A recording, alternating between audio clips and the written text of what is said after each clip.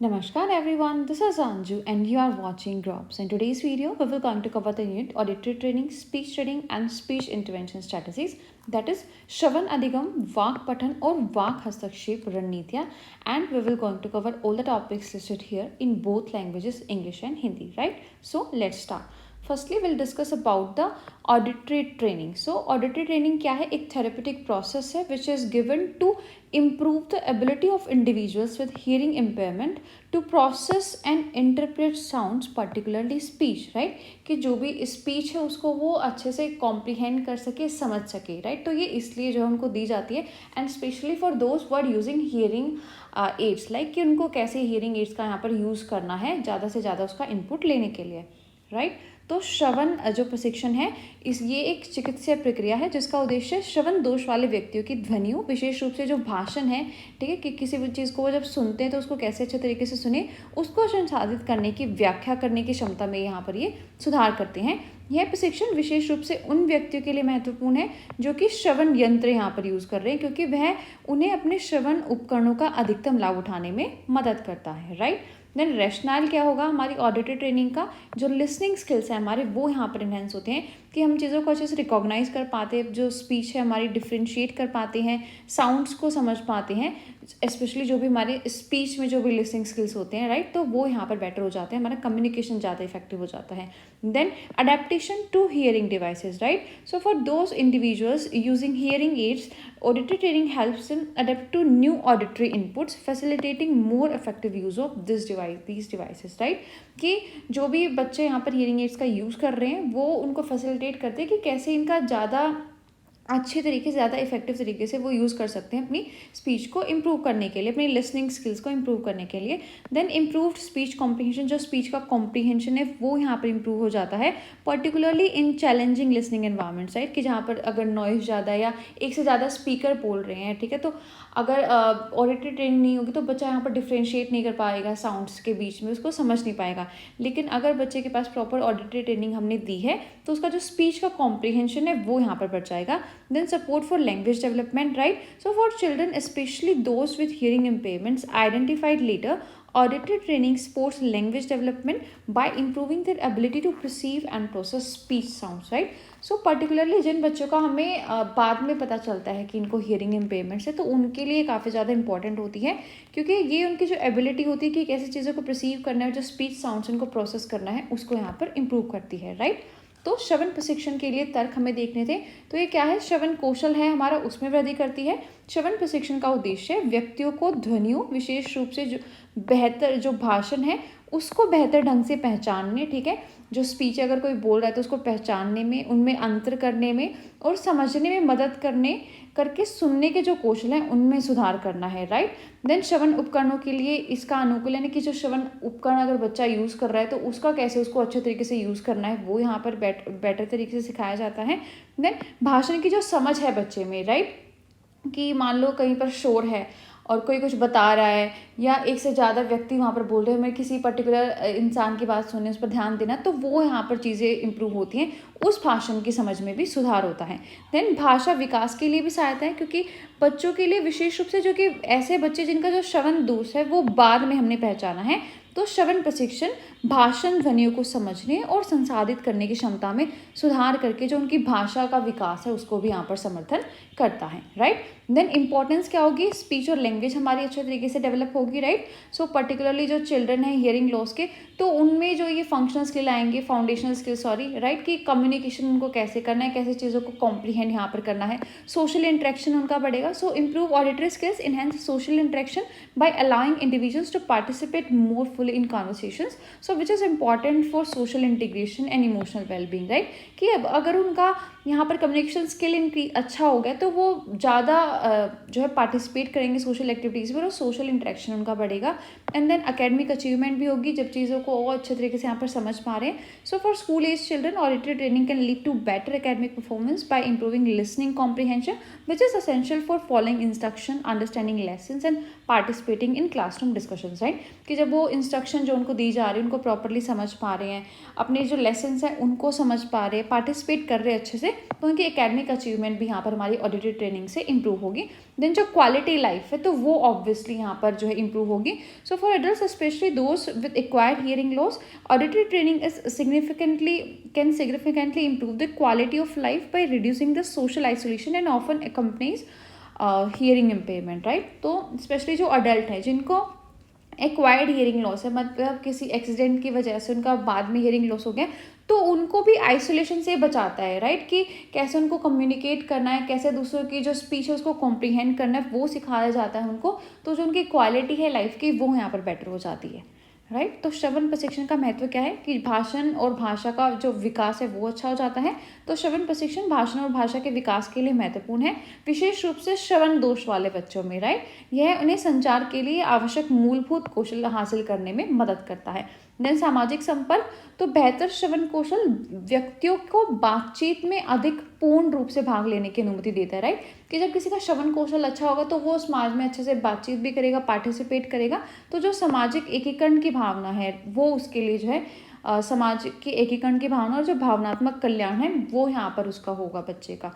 Then शैक्षणिक उपलब्धि उसको मिलेगी. तो स्कूल में जो बच्चे जाते हैं तो श्रवण प्रशिक्षण सुनने की समझ में सुधार करके उनके बेहतर शैक्षणिक प्रदर्शन की ओर ले जाता है, राइट. क्योंकि वो जब निर्देश उन्हें दिए जा रहे हैं वो उसको अच्छे से सुन पा रहे हैं, उनका अच्छे से पालन करेंगे.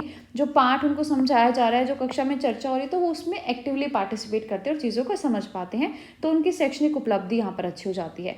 देन जीवन की गुणवत्ता यहाँ पर अच्छी हो जाती है हमारी श्रवण प्रशिक्षण से. तो वयस्कों के लिए, विशेष रूप से श्रवण हानि वाले लोगों के लिए, श्रवण जो है श्रवण प्रशिक्षण सामाजिक अलगाव को कम करके जो जीवन की गुणवत्ता है उसमें काफ़ी सुधार कर सकता है, जो कि अक्सर श्रवण हानि के साथ होता है. देन स्टेजेस क्या है ऑडिटरी ट्रेनिंग की. सबसे पहले हम डिटेक्ट करेंगे. So the ability to detect presence और absence of sound. So exercise में include detecting pure tones, environmental sounds और स्पीच साउंड, राइट. कि भाई बच्चे की एबिलिटी क्या है, मतलब उसमें साउंड्स की एब्सेंस है या है थोड़ी बहुत प्रेजेंस की, वो उनको सुन सकता है, किसी डिवाइस का यूज़ करके वो सुन सकता है. Then discrimination, so discriminating between different sounds और स्पीच स्टिमुले, कि क्या वो डिफ्रेंशिएट यहाँ पर कर पाता है.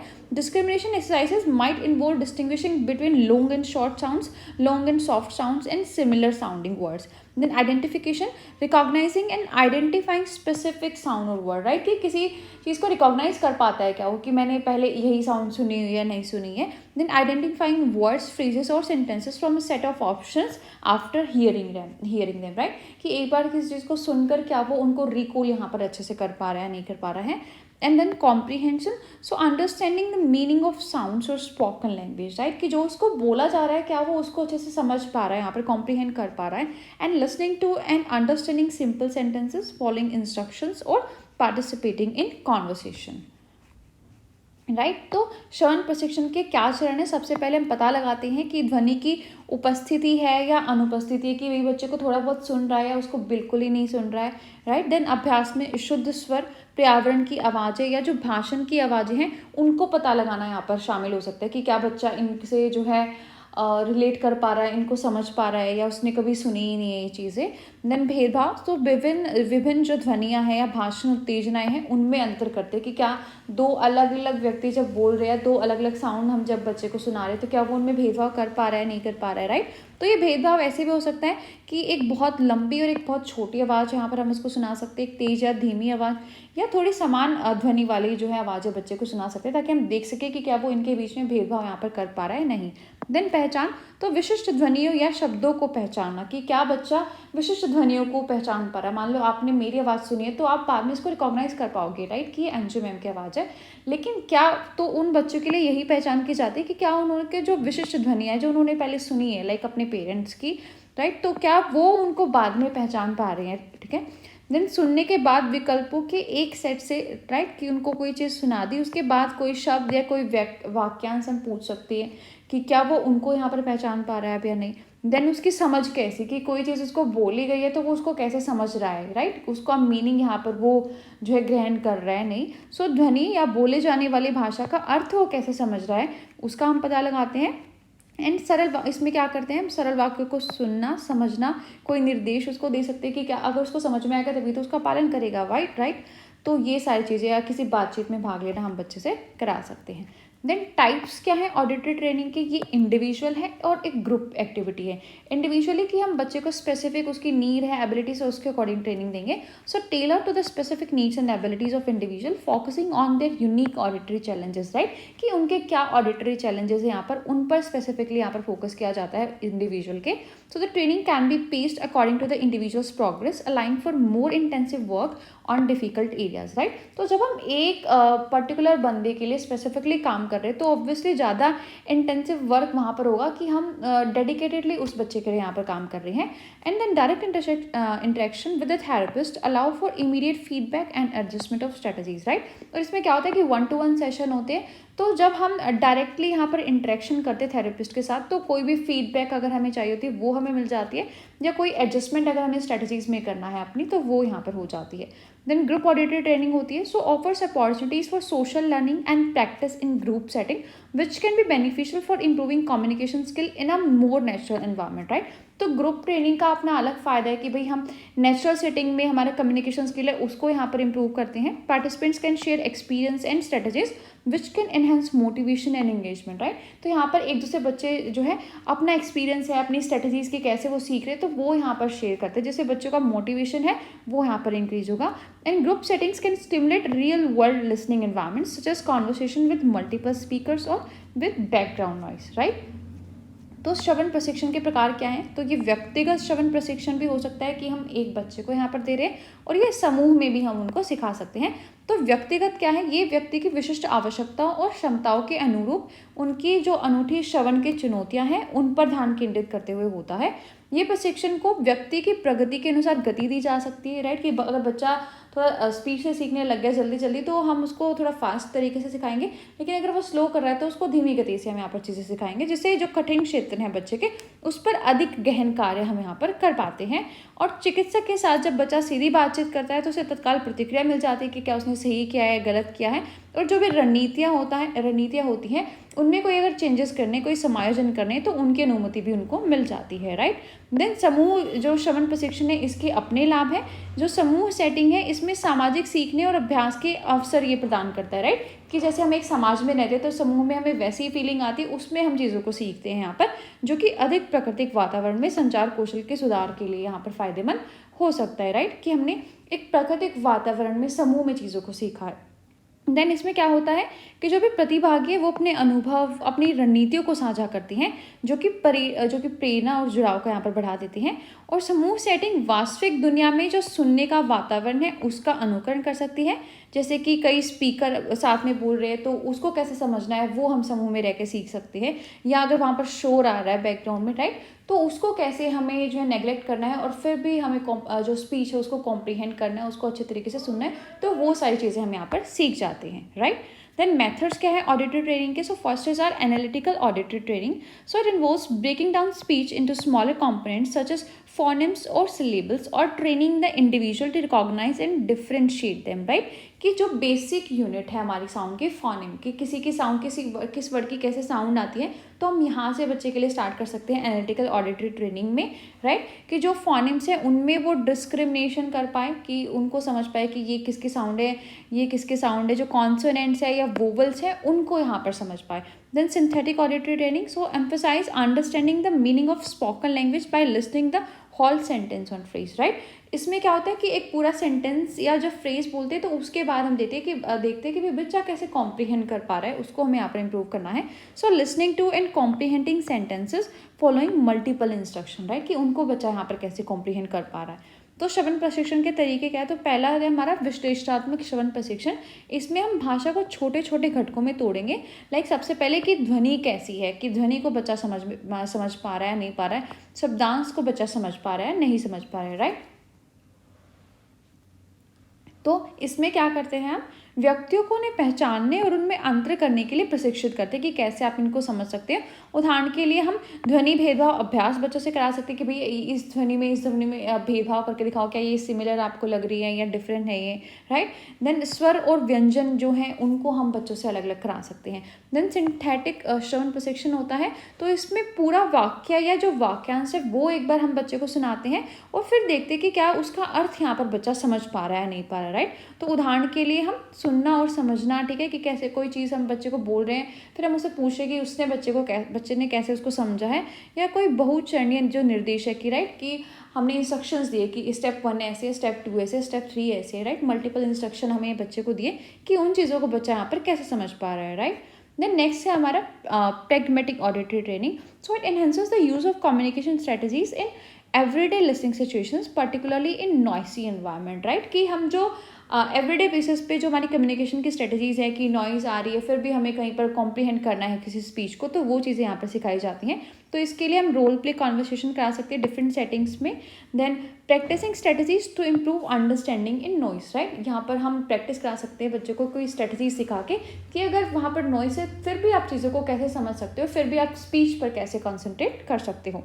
Then electric auditory training, so it combines element of analytical, synthetic and pragmatic training to provide a comprehensive approach, right? So electric auditory training में हम सब सिखाते हैं बच्चों को कि साउंड को सबसे पहले कैसे डिफ्रेंशिएट करोगे, फिर कोई सेंटेंस आपको बोला जा रहा है, मल्टीपल इंस्ट्रक्शंस आपको दी जा रही है, तो उसको आप कैसे समझोगे।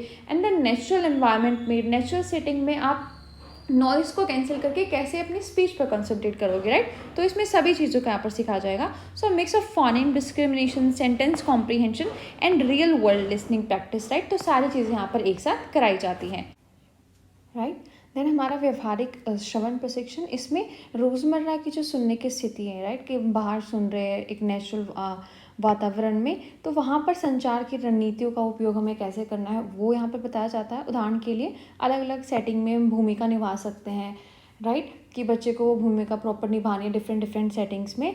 देन शोर में समझ को बेहतर बनाने के लिए कि आसपास शोर आ रहा है फिर भी बच्चा उस चीज़ को कैसे समझ पा रहा है। देन उदार श्रवण प्रशिक्षण, इसमें ये एक व्यापक है, मतलब इसमें यहाँ पर तीनों चीज़ों को मिलाया जाता है, राइट। तो इसमें विश्लेषणात्मक, संश्लेषित और व्यवहारिक सभी प्रशिक्षण है, उनको यहाँ पर जोड़ देते हैं। तो इसमें ध्वनि भेदभाव भी सिखाया जाएगा, आपको वाक्य की समझ भी सिखाई जाएगी, और वास्तविक दुनिया में आपको कैसे सुनने का अभ्यास करना है वो भी सिखाया जाएगा, right. Then next are factors affecting auditory training, right.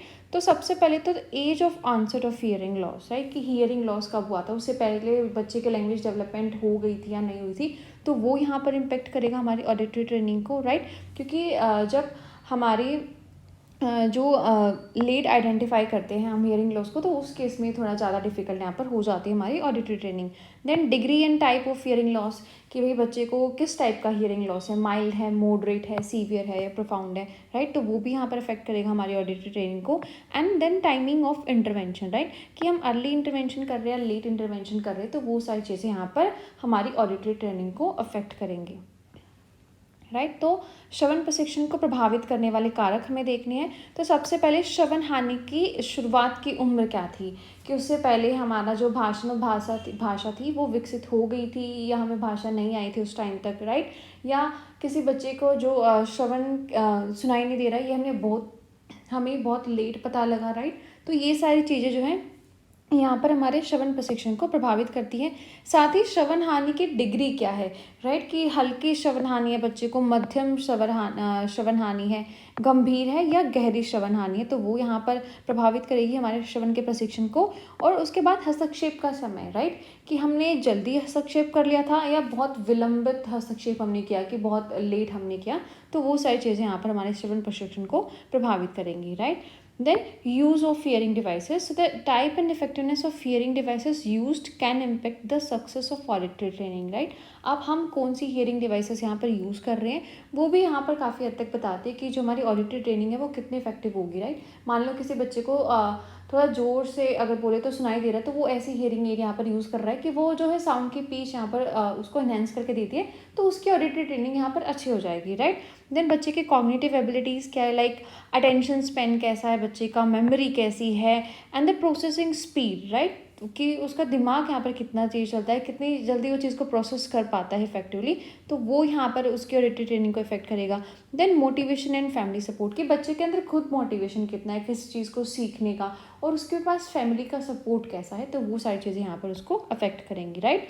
Then श्रवण उपकरणों का उपयोग, कि बच्चा किस किस श्रवण उपकरण का उपयोग यहाँ पर कर रहा है। मान लो अगर बच्चे को बहुत ज़ोर से बोले तब सुनाई देता है, तो वो ऐसा श्रवण उपकरण यहाँ पर यूज़ कर सकता है कि अगर आप धीमे भी बोल रहे हो तो वो उसकी आवाज़ को किसी स्पेसिफिक फ्रीक्वेंसी पर उसको सुना रहे हैं जिससे वो उस चीज़ को समझ पाता है, राइट। तो इससे उसका श्रवण का प्रशिक्षण भी अच्छा हो जाएगा। देन उसकी संज्ञानात्मक क्षमताएं कितनी है कि बच्चा ध्यान लगा पाता है, या कोई चीज़ अगर उसको समझाई जाए तो कितने प्रभावी तरीके से उसको समझ पाता है, राइट। तो उसकी संज्ञानात्मक क्षमता क्या है ये भी उसको प्रभावित करेगी। एंड देन बच्चे के अंदर खुद प्रेरणा कैसी है कि मुझे सीखना है, खुद का मोटिवेशन बच्चे के अंदर कैसा है, और कैसी उसकी पारिवारिक सहायता है कि क्या उसके परिवार में ऐसा माहौल दिया जा रहा है, क्या वो उसको सपोर्ट करते हैं। तो ये सारी चीज़ें यहाँ पर उसको अफेक्ट करेगी। देन चैलेंजेस इसमें क्या आते हैं, variability in hearing loss, right. कि जब हम ऑडिटरी ट्रेनिंग देते हैं तो ऐसा नहीं है कि भाई हियरिंग लॉस एक ही टाइप का, यहाँ पर वेरिएबिलिटी, एक डिग्री अलग है, टाइप अलग है, कॉन्फ़िगरेशन जो है हमारी हियरिंग लॉस की तो वो यहाँ पर अलग है। तो ऐसा नहीं कर सकते हम कि एक ही ट्रेनिंग प्रोग्राम बना दें और सभी हियरिंग इम्पेयरमेंट वाले बच्चों को वहाँ पर बैठा दें, राइट। तो हमें पर्सनलाइज्ड उनके लिए बनाना पड़ेगा। Then cognitive load, so auditory training can be mentally taxing specially for individuals with cognitive impairment, right. तो कॉग्निटिव लोड बच्चों के ऊपर ज़्यादा पड़ जाता है, स्पेशली उन बच्चों के ऊपर जिनकी जो कॉग्निटिव इम्पेयरमेंट भी उनको होती है, राइट, कि उनके दिमाग की क्षमता भी थोड़ी कम होती है। तो उनको हम ऑडिटरी ट्रेनिंग देते हैं तो कॉग्निटिव लोड उनके ऊपर बहुत ज़्यादा पड़ जाता है। और those who have to focus intentionally to process sound, right, या कुछ ऐसे बच्चे जिनको बहुत इंटेंस उसमें फोकस करना पड़ता है किसी चीज़ को सुनने के लिए। Then lack of early identification. So children who are identified later may have missed critical periods of auditory and language development, making training more challenging and time consuming, right? कि अगर हमने उसकी इंटरवेंशन बहुत लेट किए तो वहाँ पर बहुत टाइम लगेगा और बहुत चैलेंजिंग वो हमारे लिए होगी, राइट। तो इसमें जो श्रवण प्रशिक्षण है इसमें क्या क्या चुनौतियाँ आती हैं कि सबसे पहले श्रवण हानि में परिवर्तनशीलता है। ऐसा नहीं है कि भाई सभी को एक ही टाइप और एक ही डिग्री का हियरिंग लॉस है तो एक क्लास लगा देते हैं सब बच्चे उसमें सीख जाएंगे, नहीं ऐसा नहीं कर सकते हम, राइट। तो ऐसे नहीं कर सकते भाई कि सभी बच्चों के लिए एक ही कार्यक्रम बना दे, तो वो यहाँ पर चुनौतीपूर्ण हो जाता है। तो सभी बच्चों के लिए अलग अलग हमें करना पड़ता है। देन संज्ञानात्मक भार यहाँ पर बच्चों के ऊपर पड़ता है और स्पेशली उन बच्चों के लिए जिनके ऊपर जो है संज्ञानात्मक हानि भी है, राइट। तो वो चीज़ों को इतना अच्छी नहीं समझ पाते, जो ध्वनियाँ हैं उनको अच्छे तरीके से संसाधित नहीं कर पाते, क्योंकि वहाँ पर ऐसे बच्चे भी जिनको बहुत गहन रूप में ध्यान केंद्रित करना पड़ता है किसी चीज़ को सुनने के लिए, राइट। देन प्रारंभिक पहचान का अभाव, कि किसी बच्चे की अगर प्रारंभिक पहचान हमने नहीं की है कि भाई इसको श्रवण हानि है तो बाद में वो बहुत चुनौतीपूर्ण यहाँ पर हो जाता है उस बच्चे को कुछ भी यहाँ पर सिखाना। Then inconsistent use of hearing devices, right, कि अगर हियरिंग डिवाइसेस का यूज़ इनकन्सिस्टेंट है तो वो भी यहाँ पर चैलेंजिंग हो जाता है। So success in auditory training often relies on the consistent use of hearing aids. Inconsistent use can hinder the progress, right, कि हम कंसिस्टेंटली यूज़ कर रहे हैं, ऐसा नहीं है कि कभी हमने यूज़ किया कभी छोड़ दिया, हम मतलब उसके यूज्ड टू यहाँ पर नहीं हुए, जो भी हियरिंग एड हम यूज़ कर रहे हैं कि उसको किसी भी एनवायरनमेंट में हम यूज़ कर सके बेसिकली, तो वो यहाँ पर चैलेंज क्रिएट कर देता है। देन हमारे एनवायरनमेंटल फैक्टर्स जो होते हैं कि नॉइसी एनवायरनमेंट है या कैसा एनवायरनमेंट है बच्चे को जहाँ पर ट्रेनिंग दी जा रही है। So training in noisy environment can be challenging but is necessary to stimulate real world listening situations, right. However it can also be overwhelming for some individual, कि हमें तो जो नॉइसी एनवायरनमेंट है वहाँ पर जो है ट्रेनिंग देनी पड़ेगी, क्योंकि बच्चे को नेचुरल एनवायरनमेंट में हमें सिखाना है। ऐसा तो नहीं है कि भाई अगर हमने बिल्कुल शांत रूम में ही बैठा के बच्चे को पढ़ाना है कि बाहर नॉइस है उसको, तो क्योंकि नेचुरल एनवायरनमेंट में ही जाना है ना, कोई उससे बात करेगा तो वहाँ पर उसको कैपेबल बनाना है हमें सुनने के लिए, उस जो स्पीच उसको दी जा रही है, राइट, बोली जा रही है। देन रिसोर्सेज जो है वो यहाँ पर बहुत लिमिटेड है। So in some areas there may be limited access to qualified professionals, appropriate training programs or necessary technology which can impede the effectiveness of auditory training, right, कि प्रोफेशनल्स नहीं है, किसी के पास एडुकेटर नहीं है, टेक्नोलॉजी नहीं है, राइट, हियरिंग एड बच्चे को नहीं मिल पा रही है, तो उसके कारण भी यहाँ पर चैलेंजेस इसमें क्रिएट होते हैं, राइट। देन श्रवण उपकरणों का असंगत उपयोग, कि श्रवण प्रशिक्षण में सफलता अक्सर जो श्रवण यंत्र होते हैं हमारे उनके प्रत्यारोपण के लगातार उपयोग पर निर्भर करती है, कि हम उनको लगातार उपयोग इतना करते हैं कि हम उसमें बिल्कुल परफेक्ट हो जाते हैं, हम उसको कहीं पर भी यूज़ कर लेते हैं। लेकिन अगर यहाँ पर असंगत उपयोग है उसका मतलब, राइट, कि उसका लगातार उपयोग नहीं किया जा रहा है, तो वहाँ पर वो जो है चैलेंजेस क्रिएट करेंगे। देन हमारे जो पर्यावरणीय कारक क्या है कि हम जो ट्रेनिंग दे रहे हैं वो हम एक शोर भरे वातावरण में देंगे, राइट, क्योंकि हम एक शोर भरे वातावरण में रहते हैं। ऐसा तो है नहीं कि हमारे पास हमेशा बिल्कुल शांति रहती है और फिर हम कोई चीज़ यहाँ पर समझाएंगे, तो वो हमें एक नेचुरल एनवायरनमेंट में बच्चे को देनी है। तो ये यहाँ पर बच्चों के लिए चुनौती क्रिएट कर सकता है, क्योंकि उनको जो है बहुत इंटेंस फोकस अपना लगाना पड़ता है किसी चीज़ को सुनने के लिए। हालांकि यह कुछ व्यक्तियों के लिए जो है भारी भी हो सकता है, उनको जिनको ज़्यादा इंटेंस मतलब ज़्यादा हियरिंग लॉस है यहाँ पर, तो उनके लिए जो है थोड़ी ज़्यादा चैलेंजेस यहाँ पर हो सकते हैं सीवियर हियरिंग इम्पेयरमेंट वालों के लिए। देन सीमित संसाधन, तो कुछ क्षेत्रों में जो भी हमारे टीचर्स हैं, योग्य पेशेवर हैं, उपयुक्त प्रशिक्षण कार्यक्रम है, आवश्यक जो तकनीकें हैं, उन तक उन बच्चों की जो है पहुँच ही नहीं है, राइट। तो वो संसाधन है उनका भी यहाँ पर अभाव रह जाता है। Then next is are auditory verbal therapy, right. इसका प्रिंसिपल क्या है, स्ट्रेटजीज क्या है, तो वो सब हमें डिस्कस करना है।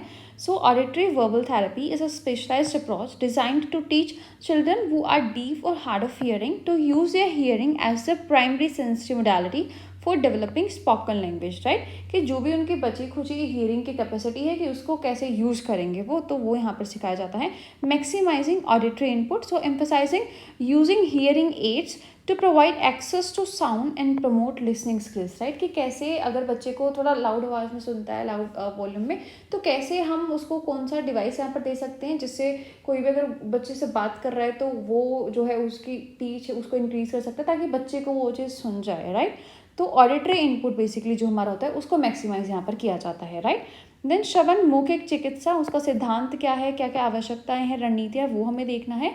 तो श्रवण मौखिक चिकित्सा एक विशेष दृष्टिकोण है जिससे उन बच्चों को सिखाने के लिए डिजाइन किया गया जो कि बहरे हैं या जिनको सुनने में कठिनाई महसूस होती है, ताकि वे बोले जाने वाली भाषा विकसित करने के लिए प्राथमिक संवेदी तौर तरीके के रूप में अपनी सुनने की क्षमता का उपयोग यहाँ पर कर सके, राइट। कि जो भी उनमें सुनने की क्षमता बची है उसका यहाँ पर वो उपयोग कर सके, राइट। तो इसमें क्या किया जाता है, हमारा जो श्रवण इनपुट है कि सुनने की शक्ति है उसको अधिकतम किया जाता है, राइट।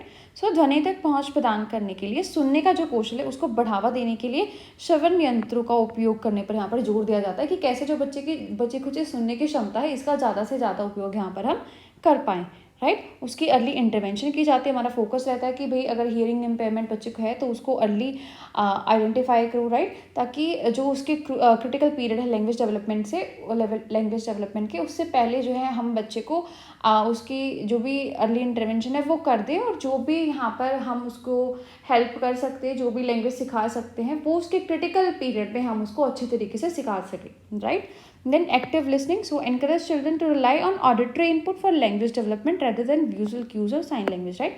कि अगर उसको थोड़ा बहुत भी सुन रहा है तो हमें बच्चे पर ध्यान देना है कि वो सुनकर ही चीज़ों को समझ पाए, राइट, rather than कि साइन लैंग्वेज या विजुअल क्यूज पे वो डिपेंड रह रहा है। Then family centered approach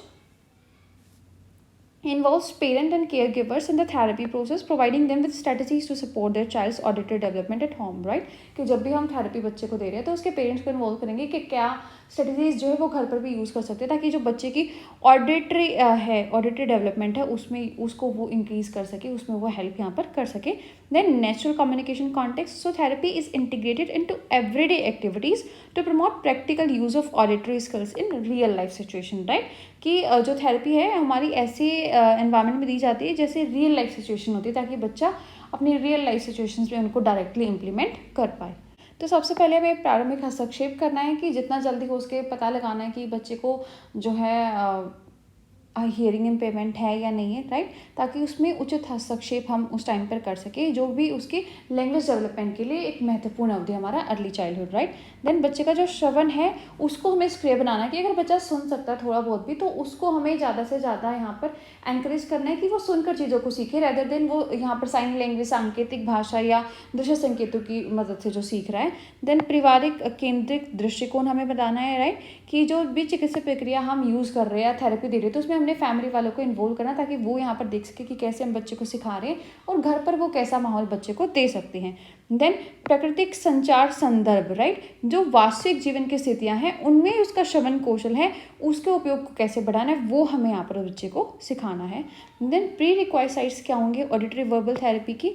hearing device use, right, कि कोई अगर हियरिंग डिवाइस बच्चे के लिए तो उसका यूज़ कैसे करना है. So children should have appropriate hearing aids implants that are properly fitted and adjusted, right. तो प्री रिक्वायसाइट ये कि ऑडिटरी वर्बल थेरेपी देंगे तो उससे पहले बच्चे का जो भी उसकी नीड है, जो भी हियरिंग इम्पेयरमेंट है, वो उसके लिए प्रॉपर होना चाहिए, प्रॉपर फिट होना चाहिए, अच्छे से चलना चाहिए.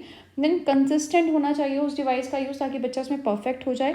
पेरेंटल इन्वॉल्वमेंट होनी चाहिए कि उसके ऑडिटरी स्किल्स को कैसे इन्हेंस करे, तो वहाँ पर पेरेंट इन्वॉल्वमेंट होनी चाहिए कि वो भी एक्टिवली पार्टिसिपेट कर रहे हैं बच्चे के लिए. And then commitment to therapy. ऐसा नहीं है कि भाई बच्चा एक बार थेरेपी में जा रहा है, 2 बार नहीं जा रहा. तो कमिटमेंट होनी चाहिए कि भाई बच्चे को खुद भी यहाँ पर उसके अंदर मोटिवेशन होना चाहिए सीखने का कि थेरेपी सेशन जो है इंपॉर्टेंट है उसकी प्रोग्रेस के लिए, right.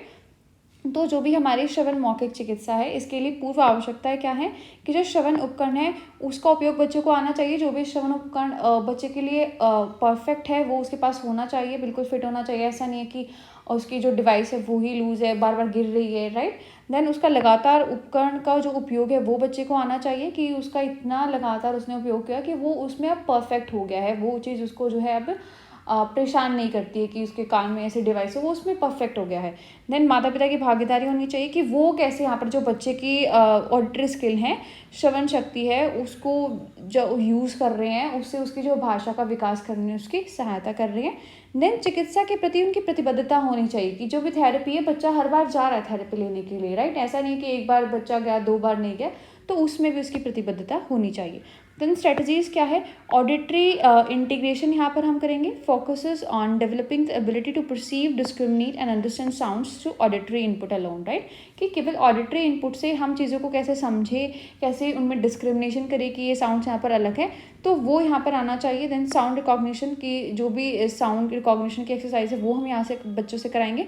Uses exercise to help children recognize and differentiate between various sounds including speech sounds and environmental noises, right. तो ये हम अपनी स्ट्रेटजी यूज़ करेंगे. Then speech development encourages the development of spoken language skills including articulation, vocabulary and sentence structure. Then listening games हम बच्चे से कराएंगे ताकि वो अगर इंटरेक्ट कर रहे किसी के साथ तो कैसे किस चीज़ को समझ सकते हैं, स्पीच है उसमें डिस्क्रिमिनेशन यहाँ पर कर सकते हैं. एंड देन पेरेंट ट्रेनिंग, कि उसके पेरेंट्स को भी हम अच्छी ट्रेनिंग देंगे कि वो बच्चे की हेल्प यहाँ पर कैसे कर सकते हैं, उसके लैंग्वेज प्रैक्टिस के लिए वो क्या कर सकते हैं यहाँ पर, राइट. देन श्रवण मौखिक चिकित्सा में रणनीतियाँ हमें क्या यूज़ करनी है कि श्रवण एकीकरण पहले तो यूज़ करना है कि भाई श्रवण के माध्यम से ही हम सारी चीज़ें यहाँ पर सुन रहे हैं, ठीक है, कि कौन सी ध्वनियाँ आ रही हैं, उनमें क्या क्या भेद करना है, क्या क्या डिफरेंसेस हैं उनमें, कैसे उनको समझना है. तो ये सारा ध्यान हमें वहाँ पर बच्चे का केंद्रित करना है. फिर ध्वनि को पहचानना बच्चों को सिखाना है, राइट, कि कौन सी ध्वनि मतलब कहाँ पर शोर है, कहाँ पर आपको बताया जा रहा है कौन सी ध्वनि है अलग है यहाँ पर, राइट. तो उनकी पहचान करना बताया जाएगा, उनके बीच में अंतर यहाँ पर कैसे करेंगे. देन उसका भाषण विकास यहाँ पर किया जाएगा कि उसका उच्चारण, शब्दावली और वाक्य संरचना कैसी है, राइट. तो उसका पूरा जो भाषण कौशल का विकास है उसको हम प्रोत्साहित करते हैं. देन सुनने के खेल हम यहाँ पर बच्चे के लिए यूज़ करेंगे, राइट, ताकि वो खेलों में शामिल होकर अच्छे तरीके से सुन पाए, उसका जो श्रवण है वो यहाँ पर अच्छा हो पाए, वो चीज़ों में भेदभाव कर पाए, जो भी साउंड है उसको बोला जा रहा है जो, राइट, उनको अच्छे से समझ पाए. देन माता पिता का प्रशिक्षण यहाँ पर हम करेंगे, राइट, कि दैनिक दिनचर्या में माता पिता यहाँ पर बच्चे की हेल्प कर पाएँ कि बच्चे को कैसे सुनने के लिए जो है उनको प्रैक्टिस घर पे करानी है. तो इंपॉर्टेंस क्या है हमारी ऑडिटरी वर्बल थेरेपी की? लैंग्वेज डेवलपमेंट हमारी अच्छी जाती है, उस पर हमारी हेल्प करता है. एकेडमिक सक्सेस के चांसेस यहाँ पर बढ़ जाते हैं क्योंकि अगर हम चीज़ों को अच्छे से सुनकर समझ पाएंगे तो जो भी इंस्ट्रक्शन यहाँ पर टीचर दे रहा है, जो भी हमें समझाया जा रहा है, तो वो हम अच्छे से समझ पाएंगे. सोशल इंटीग्रेशन यहाँ पर हो पाएगा कि चीज़ों में हम एक्टिवली पार्टिसिपेट करेंगे, राइट, कि हमारे जो सोशल रिलेशन है वो यहाँ पर इफेक्टिव तरीके से जो है बिल्डअप हो जाएंगे, हमारा कम्युनिकेशन स्ट्रॉन्ग हो जाएगा. देन सेल्फ एस्टीम और इंडिपेंडेंस की फीलिंग हमारे अंदर आएगी क्योंकि जब हम हर चीज़ यहाँ पर कर पा रहे हैं, सब चीज़ों में पार्टिसिपेट कर पा रहे हैं, तो हमारा सेल्फ एस्टीम या इंडिपेंडेंस है वो भी यहाँ पर बढ़ जाएगी, राइट. तो श्रवण मौखिक चिकित्सा का महत्व क्या है कि हमारी भाषा का विकास हो जाता है, शैक्षणिक सफलता है उसको बेहतर बनाता है क्योंकि अगर हम चीज़ों को सुनकर अच्छे से समझ पाते हैं तो वो हमारी शैक्षणिक सफलता में भी यहाँ पर योगदान देंगे. देन सामाजिक एकीकरण हो जाता है हमारा कि हम प्रभावी तरीके से संचार कर पाते हैं, अच्छे संबंध बना पाते हैं और हमारा जो आत्मसम्मान और स्वतंत्रता है वो भी यहाँ पर बढ़ जाती है कि हमें ऐसे डिपेंड नहीं रहना कि कोई हमसे साइन लैंग्वेज में ही बात करेगा, राइट, तभी हम उससे बात यहाँ पर कर पाएंगे.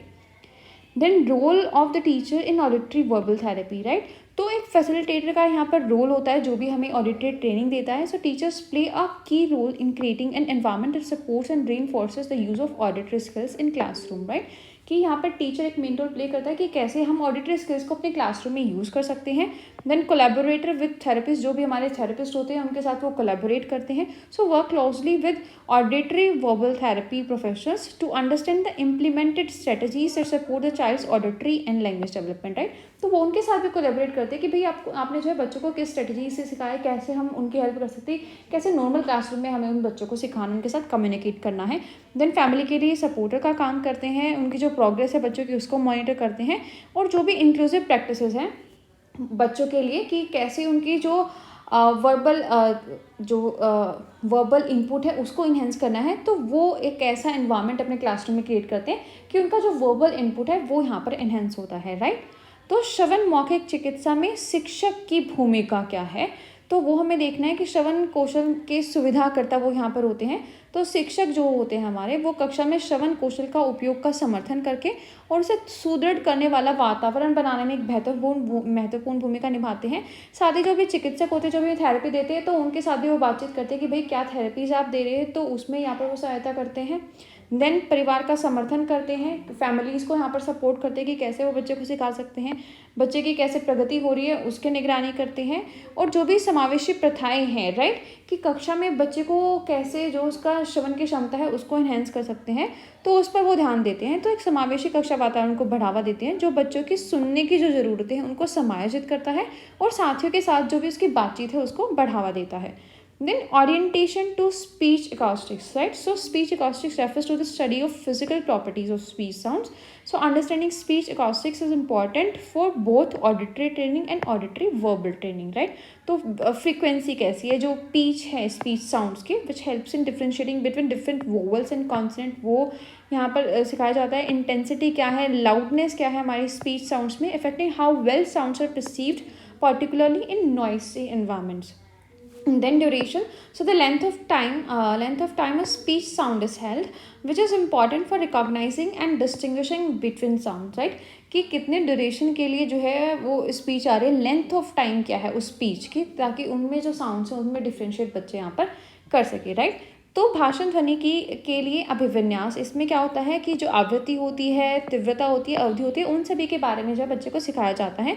तो भाषण ध्वनियों की पिच क्या है, राइट, तो जो विभिन्न स्वरों और व्यंजनों के बीच उसको डिफ्रेंशिएट करने में, अंतर करने में मदद करती है। यानी उसकी तीव्रता क्या है, तो भाषण ध्वनियों की प्रबलता जो इस बात को प्रभावित करती है कि ध्वनियों को कितनी अच्छी तरीके से यहाँ पर सुना जाए, खासकर अगर शोर भरा वातावरण है तो, राइट, उसमें तीव्रता किसी ध्वनि की कैसे, तो वो बच्चे यहाँ पर समझ पाते हैं। देन अवधि क्या है, तो भाषण ध्वनि की अवधि क्या है, कितनी देर तक वो ध्वनि हमें सुनाई दे रही है, तो जो ध्वनियों को पहचानने और उनके बीच अंतर करने के लिए महत्वपूर्ण है। Then similarities and differences between auditory training and auditory verbal therapy, right? तो इनमें similarities क्या है, हमारी auditory skills पर दोनों ही फोकस करती हैं, दोनों में ही हम hearing devices का यूज़ करते हैं और दोनों की ही हेल्प से जो हमारा कम्युनिकेशन है वो यहाँ पर इन्हेंस होता है, राइट। तो जो श्रवण प्रशिक्षण है और श्रवण मौखिक चिकित्सा है उनके बीच में अंतर और समानताएं हमें देखनी, तो सबसे पहले समानताएं देख लेते हैं। तो जो दोनों ही है उन्हीं में दोनों में ही श्रवण कौशल है हमारा, राइट, जो सुनने की क्षमता है उस पर ध्यान दिया जाता है, श्रवण उपकरणों का उपयोग किया जाता है और जो हमारे संचार में वृद्धि है दोनों ही उसमें हमारी सहायता करती हैं, राइट। देन डिफरेंसेस क्या है, इनके जो स्कोप है उसमें यहाँ पर डिफरेंसेस है। जो ऑडिटरी ट्रेनिंग होती है typically focuses on specific listening skills such as sound discrimination, speech recognition and can be use with a broader range of hearing impairment, right.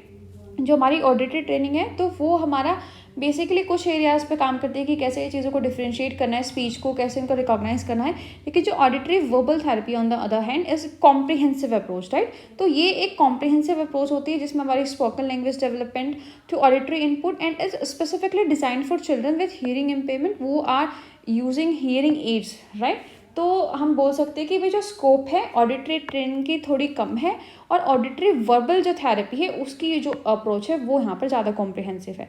Then जो इनकी मेथडोलॉजी है, so auditory training involves structured exercises and practice to improve specific auditory skills, right. तो जो हमारी specific auditory skills हैं कि कैसे चीज़ किसी में डिस्क्रिमिनेशन यहाँ पर करना है, स्पीच में रिकॉग्नाइज करना है, तो उन पर फोकस करती है, उनके लिए स्ट्रक्चर्ड एक्सरसाइजेज होती है। वाइल हमारी जो ऑडिटरी वर्बल थेरेपी होती है integrates auditory learning into everyday activities and focus on the development of spoken language in natural context, right.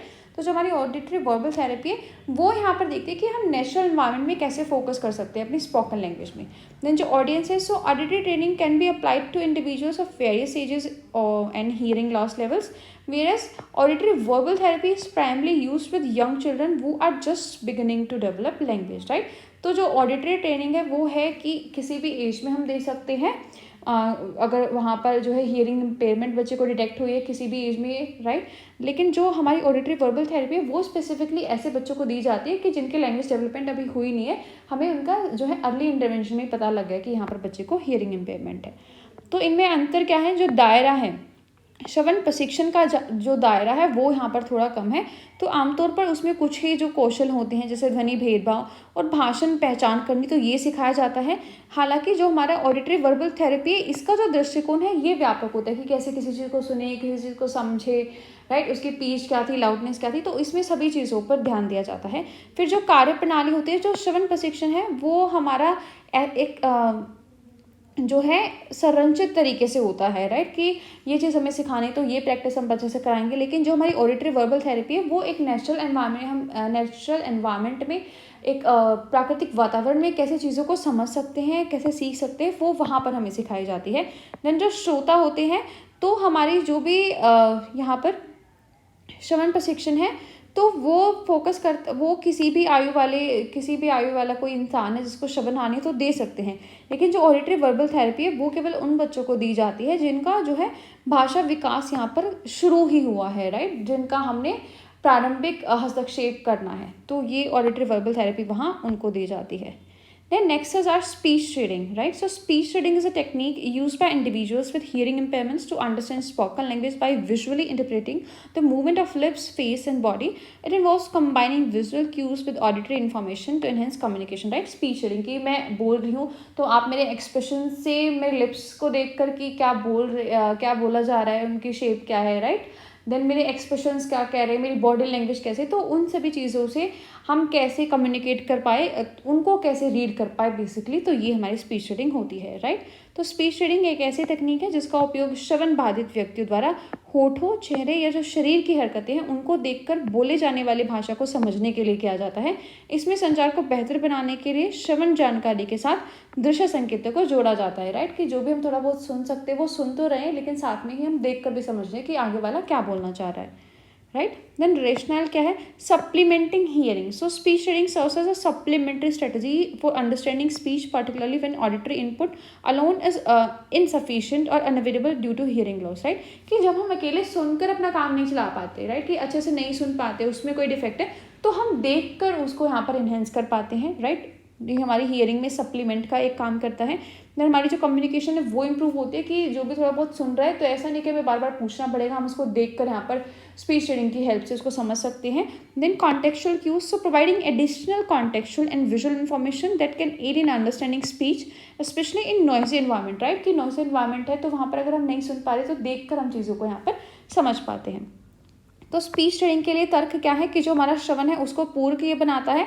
Speech reading भाषण को समझने के लिए पूरक रणनीति के रूप में कार्य करता है, खासकर जब श्रवण हानि के कारण अकेले श्रवण इनपुट अगर अपर्याप्त है, राइट, कि खाली श्रवण हानि इतनी ज़्यादा है तो हम सुन नहीं पा रहे हैं, बहुत थोड़ा यहाँ पर सुन पा रहे हैं, तो वो हम ऐसा तो है नहीं कि बार बार अगले बंदे से पूछेंगे कि क्या बोला जा रहा है।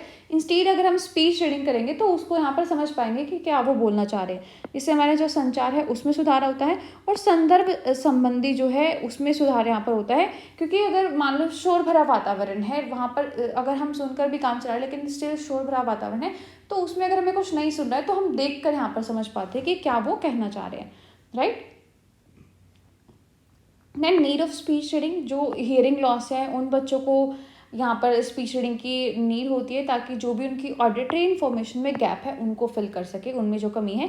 देन डिफ़िकल्ट लिसनिंग एनवायरनमेंट, जहाँ पर लिसनिंग का एनवायरनमेंट डिफ़िकल्ट है, बहुत ज़्यादा नॉइस है, तो वहाँ पर ये हेल्प करती है कि हम देख कर चीज़ों को समझ सके। And communication partners, so help individual understand spoken language better when communicating with people who are not using assistive listening devices such as devices are not available, right? तो अगर किसी बच्चे के पास डिवाइसेस अवेलेबल नहीं है, वो असिस्टेड डिवाइसेस है उनको यूज़ नहीं कर पा रहा है, उसको बहुत कम यहाँ पर सुनाई दे रहा है, तो वो भी स्पीच रीडिंग की हेल्प से चीज़ों को यहाँ पर समझ पाता है, अच्छे से कम्युनिकेट कर पाता है, राइट? तो स्पीच रीडिंग की आवश्यकता हमें कब होती है? जब श्रवण हानि हो, कि हम जो भी हमारी श्रवण हानि है, राइट, उसको हम कैसे ठीक कर सकते हैं, कि जो सुनने में कमी रहेगी तो हम देखकर उस चीज़ को यहाँ पर समझ पाते हैं। तो सुनने में कठिनाई वाले अगर वातावरण है, वहाँ पर हम देखकर चीज़ों को अच्छे से समझ पाते हैं। और संचार में एक भागीदार का काम करते हैं स्पीच रीडिंग, क्योंकि जब हमारे पास श्रवण उपकरण यहाँ पर नहीं है या अवेलेबल नहीं है, आप उनका उपयोग नहीं कर सकते, तो तब भी हम स्पीच रीडिंग की हेल्प से कोई हमसे क्या कहना चाह रहा है, जो हमारा कम्युनिकेशन है, हमारा संचार है, वो यहाँ पर अच्छा हो जाता है। देन प्री रिक्वायर्ड क्या हमारी स्पीच रीडिंग के लिए? बेसिक विजुअल स्किल्स हमारे आने चाहिए, कि कैसे फेशियल मूवमेंट है, ठीक है, कौन जैसे दुख अगर सैड होते हैं तो फेस कैसा करते हैं, एंग्री होते हैं तो फेस कैसा करते हैं, स्माइल का मतलब ये खुश है, हंस रहा है, राइट? तो बेसिक जो विजुअल स्किल्स है वो बच्चे के अंदर होने चाहिए। अच्छी अंडरस्टैंडिंग होनी चाहिए उसकी लैंग्वेज की, एंड उसके अंदर खुद मोटिवेशन होना चाहिए कि भाई मुझे सीखनी है, उसकी प्रैक्टिस उसको करनी पड़ेगी। And then optimal viewing conditions, right, कि ऐसा नहीं हो कि अंधेरे में हमें स्पीच रीडिंग करानी है, अगर आगे वाला बंदा दिख ही नहीं रहा तो क्या स्पीच रीडिंग करेंगे? तो जो व्यूइंग कंडीशन है, देखने की कंडीशन है, वो ऑप्टिमल होनी चाहिए, अच्छी लाइटनिंग वगैरह होनी चाहिए, राइट? देन भाषण पढ़ने के लिए जो पूर्व आवश्यकताएं हैं वो क्या है, कि जो बुनियादी दृश्य कौशल है होनी चाहिए, कि हम चेहरे की हरकतों को देखकर समझ पाए कि भाई अब क्या कहना चाह रहा है, गुस्से वाला फेस है, स्माइल वाला फेस है, या कैसा फेस है, कैसे एक्सप्रेशन है, वो उनकी समझ हमारे अंदर होनी चाहिए। देन जो भाषा है उसकी अच्छी समझ होनी चाहिए। मान लो हिंदी में बात करें तो हिंदी में ही उसकी लिप रीडिंग करेंगे ना, कि यहाँ पर क्या कहना चाह रहा है वो। देन प्रेरणा और अभ्यास के हमारे अंदर एक खुद प्रेरणा होनी चाहिए कि हमें ये चीज़ सीखनी है, और उसका हमें अभ्यास यहाँ पर करते रहना है। एंड देन सर्वोत्तम दृश्य स्थितियाँ यहाँ पर होनी चाहिए, कि अच्छे से प्रकाश होना चाहिए, कि हमें सामने वाला जो बोल रहा है वो दिख रहा है अच्छे तरीके से, ताकि हम उसको समझ पाए कि वो क्या बोल रहा है। ऐसा नहीं हो कि भाई हमें स्पीच रीडिंग करनी है लेकिन रूम में अंधेरा, हमें दिख ही नहीं रहा, तो हम फिर क्या स्पीच रीडिंग करेंगे, राइट? देन मेथड्स क्या है? एक होता है हमारा basic speech reading training, so learning to recognise and interpret specific lip movements and facial expressions associated with different sounds and words, right? कि हमें जो कुछ स्पेसिफिक लिप मूवमेंट्स यहाँ पर सिखाई जाती है, बेसिक जो हमारा होता है, फेशियल एक्सप्रेशन बताए जाते हैं। Engaging in practice session that stimulate real world conversation to improve speech reading accuracy, right? जो हमारे रियल वर्ल्ड एनवायरनमेंट में की जाती है, कि अगर नॉइस एनवायरनमेंट है फिर भी आप कहीं पर भी बैठे हो तो वहाँ पर आप कैसे स्पीच रीडिंग करोगे।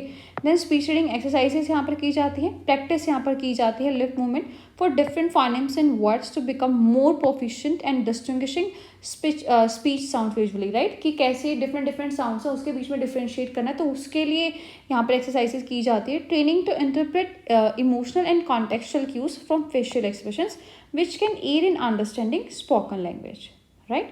तो भाषण पढ़ने के तरीके क्या है, कि जो बेसिक भाषण पढ़ने का प्रशिक्षण है वो हमें दिया जाता है, कि विभिन्न ध्वनियों और शब्दों से जुड़े विशिष्ट होठों की हरकतों और चेहरे के भावों को हम कैसे पहचान सकते हैं, कैसे समझ सकते हैं, सीख सकते हैं।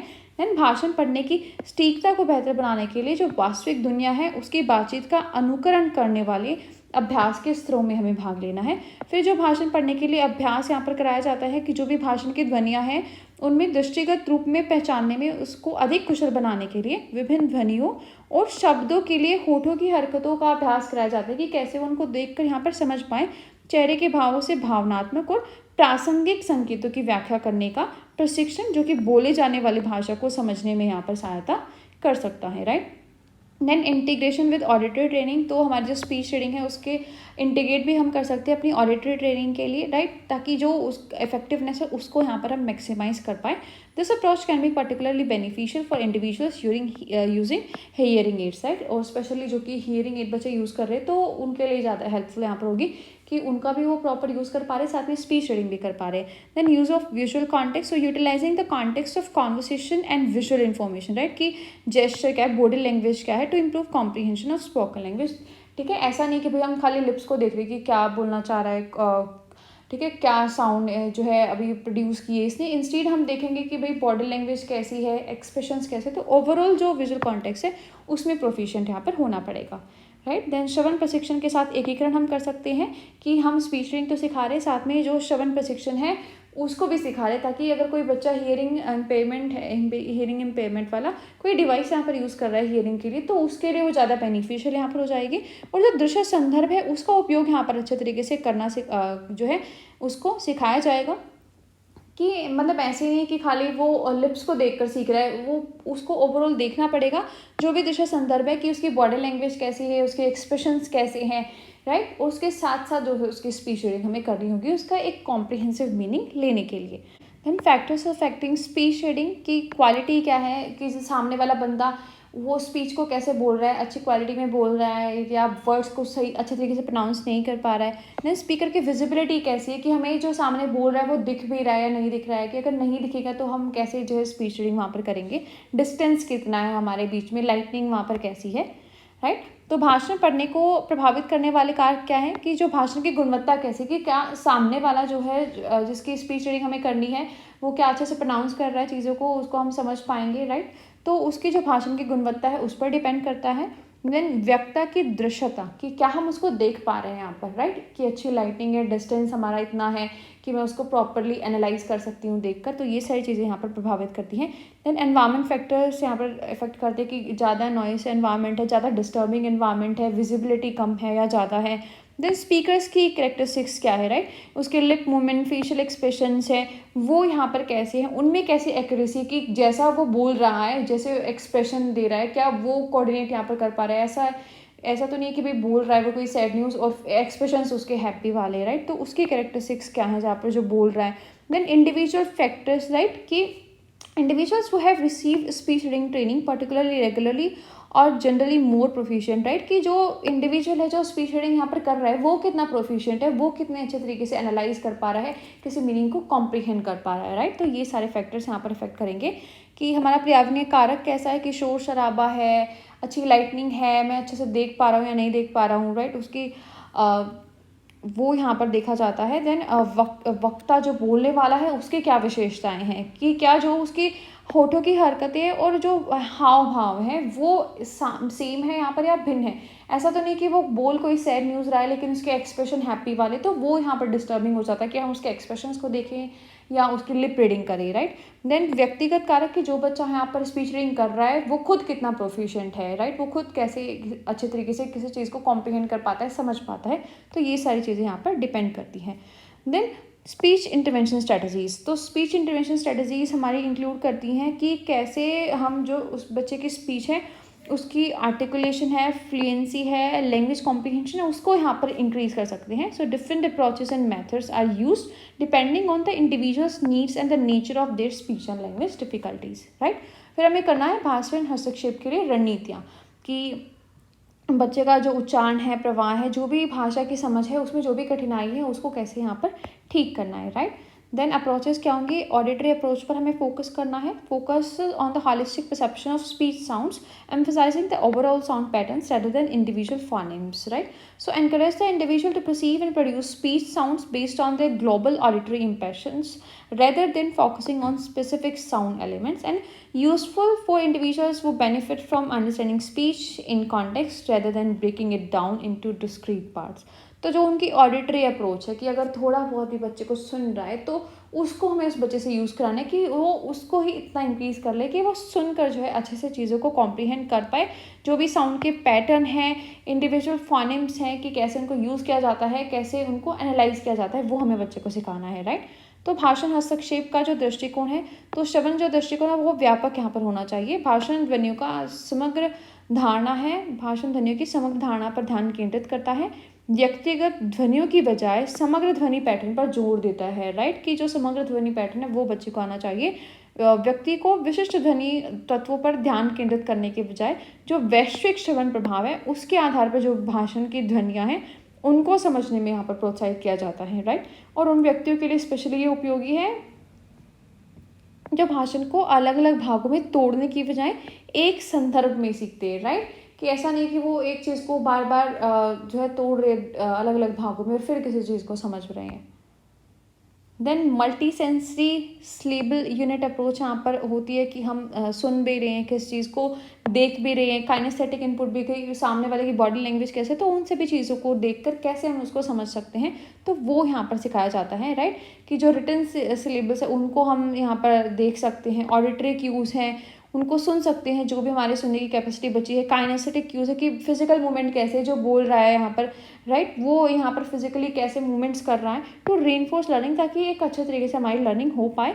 Effective for individuals who benefit from engaging multiple senses to understand and produce speech sounds and syllables, right. और स्पेशली जो बच्चे मल्टीपल सेंसेस से समझने का ट्राई करते हैं कि वो देख भी रहे हैं साथ में सुन भी रहे हैं, अगला जो बोल रहा है उसकी स्पीच रीडिंग भी करते हैं, उसके फेशियल एक्सप्रेशंस कैसे हैं, उसकी बॉडी लैंग्वेज कैसी है, उन सभी चीज़ों को समझ के अच्छे तरीके से जो एनालाइज करते हैं तो उनके लिए ज़्यादा बेनिफिट है, राइट। तो बहुसंवेदी शब्दांश इकाई दृष्टिकोण मतलब एक से ज़्यादा संवेदनाएं हम यूज़ करते हैं किसी चीज़ को समझने के लिए। तो भाषण के निर्माण खंडों के रूप में शब्दांश इकाइयों को पढ़ाने के लिए श्रवण, दृश्य और जो गतिज इनपुट है उन सबको जोड़ते हैं, राइट। ये हमारे सीखने को सुदृढ़ करने के लिए दृश्य संकेत है कि कोई चीज़ लिखी हुई है हम उसको पढ़ भी रहे हैं, साथ में जो जितना हमें सुन रहा है उसको हम सुन भी रहे हैं। फिर जो गतिज संकेत है कि भाई सामने वाला कैसे जो है संकेत दे रहा है, कैसे उसकी शारीरिक हलचल है वो हम देख रहे हैं। तो ये सारी चीज़ उपयोग हम करते हैं ताकि उस चीज़ को जो बच्चा आगे बोल रहा है सामने वाला उसको हम अच्छे तरीके से समझ पाए, right. Then Link's approach. So developed by Daniel Link, this approach emphasizes the development of listening and speech reading through auditory stimulations in practice, right? तो ये प्रमोट करती है कि जो भाई ऑडिटरी ट्रेनिंग है उसको हमें कैसे इन्हेंस करना है, कैसे उसकी प्रैक्टिस करनी है। So focusing on training individuals to recognise and produce a range of speech sounds through structured listening exercise and activities, right. तो इन्होंने जो है स्ट्रक्चर्ड लिसनिंग एक्सरसाइज या एक्टिविटीज़ के यूज से कैसे हम अपनी स्पीच साउंड्स को इंक्रीज कर सकते हैं उसके बारे में बात करी है। Particularly useful for children with hearing impairment, वो यूज़ हियरिंग एड्स, राइट। और पर्टिकुलरली जो बच्चे हियरिंग एड्स को यूज़ करते हैं तो उनको कैसे ट्रेनिंग दी जाती है, कैसी एक्सरसाइज दी जाती है, aiming to develop auditory skills and spoken language, right. तो जो लिंक्स दृष्टिकोण है तो डैनियल लिंक थे, उन्होंने ये विकसित किया था। यह दृष्टिकोण हमारी श्रवण उत्तेजना और अभ्यास के माध्यम से सुनने और जो भाषण कौशल है उनके विकास पर यहाँ पर जोर देता है। ये संरचित सुनने के अभ्यास और गतिविधियों के माध्यम से भाषण ध्वनियों की एक श्रृंखला को पहचानने और उत्पन्न करने के लिए जो है व्यक्तियों को प्रशिक्षण पर ध्यान केंद्रित करता है कि भाई बच्चे की अच्छे से प्रैक्टिस कराओ, उसको प्रशिक्षण दो कि वो उन चीज़ों को समझ पाए यहाँ पर। और श्रवण हानि वाले बच्चों के लिए विशेष रूप से जो यहाँ पर श्रवण कौशल और बोले जाने वाली भाषा को विकसित करने के उद्देश्य से श्रवण यंत्र अगर उपयोग करें तो उन बच्चों के लिए थोड़ा ज़्यादा हेल्पफुल है, right. Then unisensory approach so involves using a single sensory modality, right. कि भाई एक ही सेंसेस यहाँ पर हम यूज़ कर रहे हैं कि सुनना है तो हम सुनकर ही देख रहे हैं, ऐसा नहीं कि हमें देखने की वहाँ पर ज़्यादा ज़रूरत है। To teach and reinforce speech and language skills so often use in traditional speech therapy methods with auditory input alone is use to improve speech and sound production and language comprehension, right. कि ऐसा नहीं कि भाई हमें साथ में जो है स्पीच रीडिंग सिखाई जाएगी, नहीं, हमें कैसे सुनकर ही किसी चीज़ को समझना है। अगर नॉइस है फिर भी हमें खाली सुनकर सीखना है। एक्सप्रेशंस की जो लैंग्वेज है वो स्पीच रीडिंग है वो हमें नहीं सिखाई जाएगी, राइट। तो यूनिसेंसरी अप्रोच ये हमारी होती है। इसके प्रोस क्या है, ये होती स्ट्रेट फॉरवर्ड होती है और ईजिली इम्प्लीमेंटेड होती है। ऐसा नहीं है कि बच्चे को कन्फ्यूजन होगी कि भाई इसका एक्सप्रेशन कैसे है, बॉडी लैंग्वेज कैसे है, स्पीच रीडिंग भी मुझे करनी है, मुझे सुनना भी है, राइट।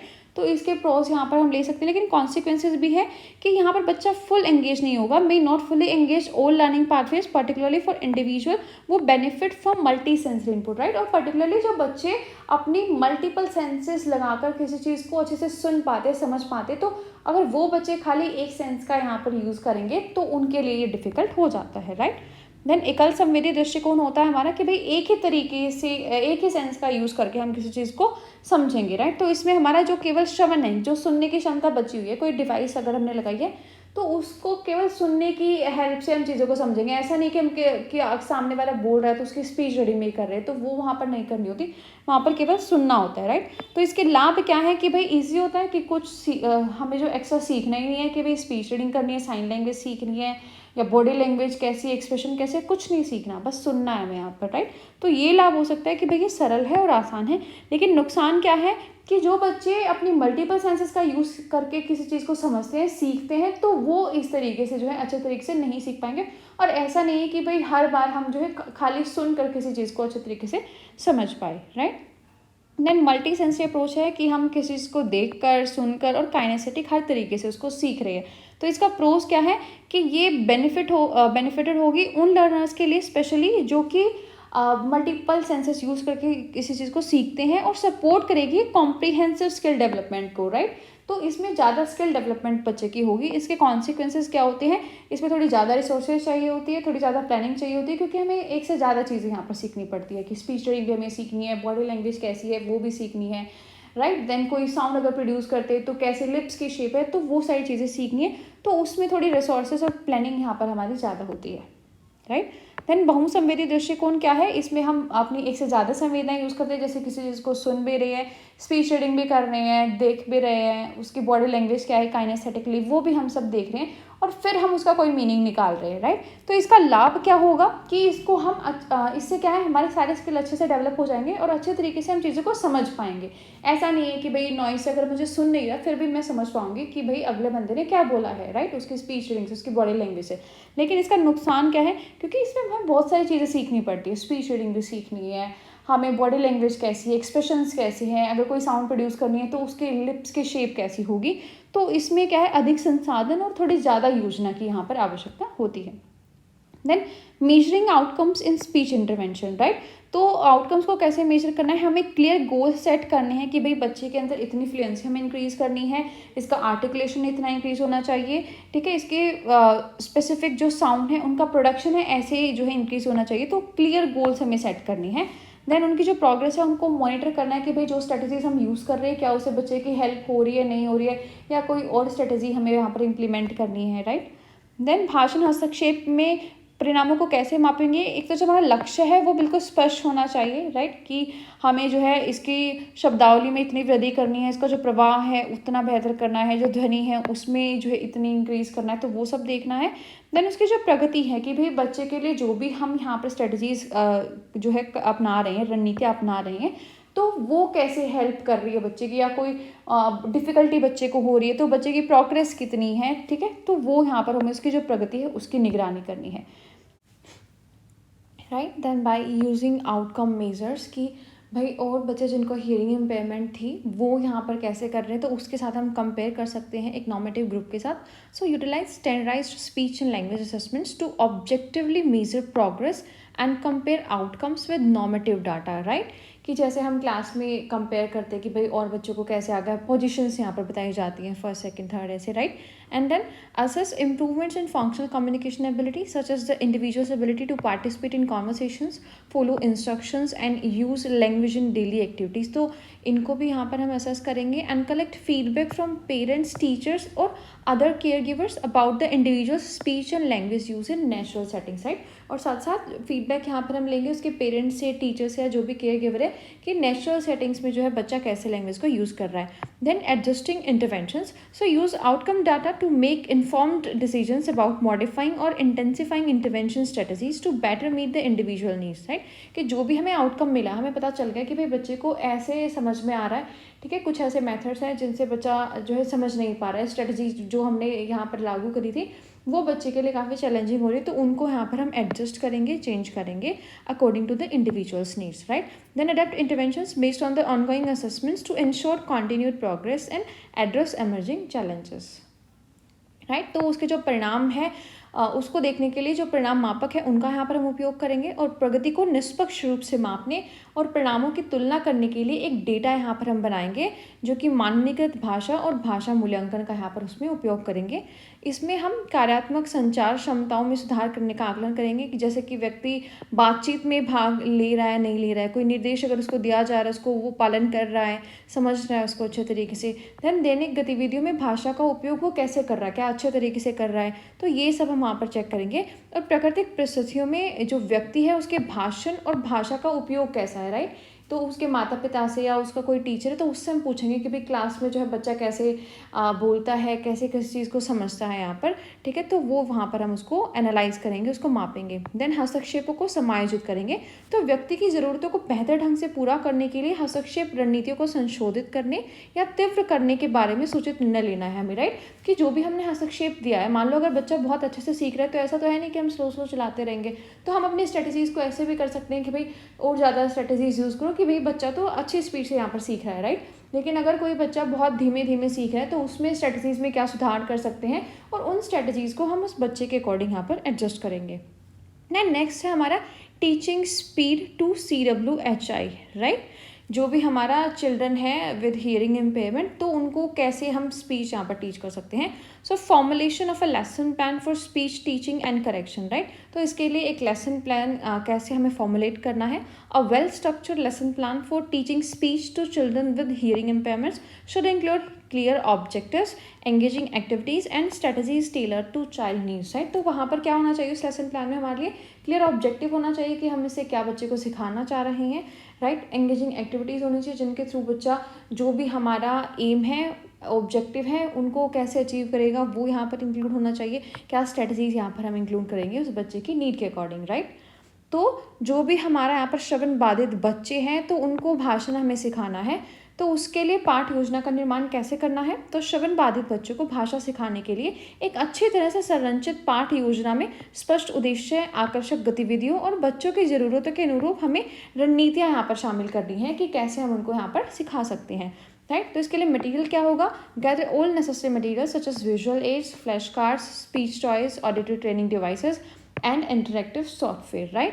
देन इंट्रोडक्शन हम देंगे, begin with a brief review of previous lessons और कंसेप्ट, राइट। कि पहले हमने क्या सिखाया है तो उसके एक रिव्यू के साथ हम यहाँ पर स्टार्ट करेंगे, इंट्रोडक्शन देंगे। Then engage a child with an introductory activity that captures her interest, right. और फिर एक ऐसी एक्टिविटी बच्चे से कराएंगे इंट्रोडक्शन में कि आज हम ऐसे जो है कराने जा रहे ताकि उनका इंटरेस्ट यहाँ पर जो है कैप्चर हो बच्चों का। देन उनको इंस्ट्रक्शन देंगे, demonstrate the target speech sounds और वर्ड क्लियरली, राइट। कि हमें अगर मान लो उनकी फोनेम्स है, राइट, कि वो कैसे प्रोड्यूस करते हैं वर्ड को, तो वो यहाँ पर सुधारना है, तो हम क्लियरली उनको बोलकर यहाँ पर बताएंगे, right. And provide opportunities for the child to practise the target sound और words through various activities, right. और फिर हम ऐसी एक्टिविटीज़ करेंगे कि भाई बच्चा क्लास में भी उसको अच्छे तरीके से बोल रहा है, अगर बाहर हम ले जा रहे प्लेग्राउंड में भी उसको अच्छे तरीके से बोल रहा है, नेचुरल सेटिंग्स में उसकी प्रैक्टिस कराएंगे। And then offer corrective feedback and guidance on pronunciation and articulation, right. And then उसको फीडबैक देंगे और गाइडेंस देंगे कि कहाँ पर आपको जो है इसमें सुधार करने की ज़रूरत है, राइट। तो उसके लिए पाठ योजना के लिए हमें सबसे पहले सामग्री यहाँ पर देखनी होगी, जो भी आवश्यक सामग्री है, जैसे कोई दृश्य सहायता लेनी है, फ्लैश कार्ड्स लेनी है, भाषण खिलौने लेने हैं जिनमें से आवाज़ आती हो, श्रवण प्रशिक्षण उपकरण लेना है, या कोई भी इंटरेक्टिव सॉफ्टवेयर हमें लेना है, तो वो हम यहाँ पर इकट्ठा करेंगे। फिर बच्चों को परिचय देंगे, राइट। तो परिचय में हम सबसे पहले यही करते हैं कि बच्चे की पिछली नॉलेज क्या है, जो हमने पीछे उसको पढ़ाया होता है तो उसके बारे में बताएंगे।